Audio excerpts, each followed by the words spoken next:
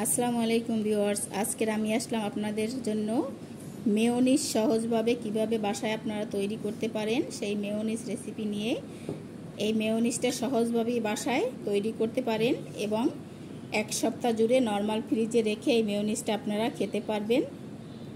যদি ভালো লাগে অবশ্যই আপনারা আমার চ্যানেলটি সাপোর্ট করার জন্য সাবস্ক্রাইব করে পাশের বেল আইকনটি ক্লিক করে দিবেন এবং লাইক কমেন্ট কি শেয়ার করে দিবেন। ফেসবুক পেজ থেকে যারা দেখছেন তারা লাইক কমেন্ট শেয়ার করে আমার পেজটি ফলো করে দিবেন। এখানে আমি একটা ব্লেন্ডার জগ নিয়ে নিয়েছি। এখানে আমি সেদ্ধ করা একটা ডিম দিয়ে দিলাম। আপনারা চাইলে এখানে কাঁচা ডিম কিংবা হাফ বয়েল করা ডিমটাও দিয়ে দিতে পারবেন। হাফ চামচ আমি লবণ দিয়ে দিলাম।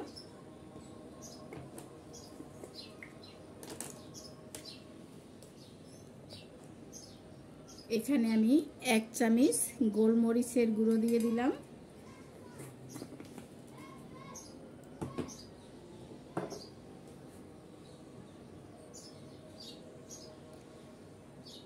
একটা রসুনের কোষ আমি 2 ভাগ করে দিয়ে দিলাম।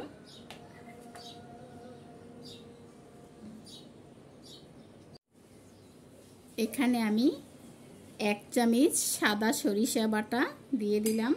এখানে সাদা সরিষাটা বাটা দেওয়ার চেষ্টা করবেন, কারণ কালোটা দিলে তিতা লাগতে পারে।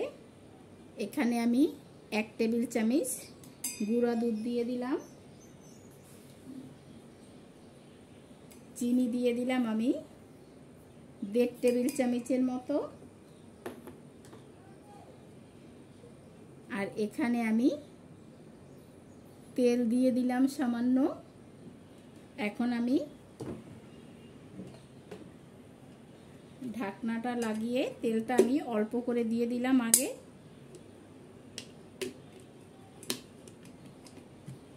আমি এটা ব্লেন্ড করে নেব। এখানে আমি 1 টেবিল চামচ ভিনেগার দিয়ে দিলাম। আপনারা এখানে ভিনেগারের পরিবর্তে 1 টেবিল চামচ লেবুর রসও ব্যবহার করতে পারবেন। তো আমি এখন ঢাকনাটা দিয়ে ব্লেন্ড করে নিচ্ছি। আমি একবার একটু ব্লেন্ড করে নিয়ে আমি আবারও একটু তেল দিয়ে দিলাম।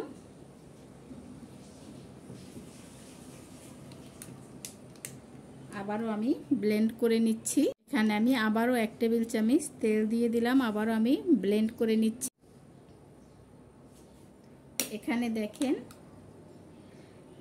মেয়োনিজটা হয়ে গেছে। আমি এখানে একবার করে 5 টেবিল চামচ তেল দিয়েছি আর ব্লেন্ড করে নিয়েছি।